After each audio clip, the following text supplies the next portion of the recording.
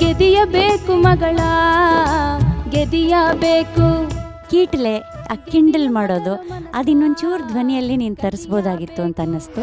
ಕಲ್ಯಾಣ ಪಟ್ಟಣದವನೇ ಅಯ್ಯ ಕಣ್ಮೋಗೋ ಯಾರೊಳ್ಳವರೇ.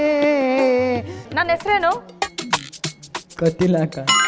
ಅಲ್ಲಿ ಕುತ್ಕೊಂಡಿದ್ದಾರಲ್ಲ ಅವ್ರ ಹೆಸರೇನು? ನನ್ನ ಮೀಸೆ ನೋಡಿ ಕರೆಕ್ಟಾಗಿ ಹೇಳ್ಬೇಕು ನೀನು. ಹೇಳು. ಅದೇ ಮಾದೇವಣ ಅನ್ಕೊಂಡು ಮಾದೇವಣ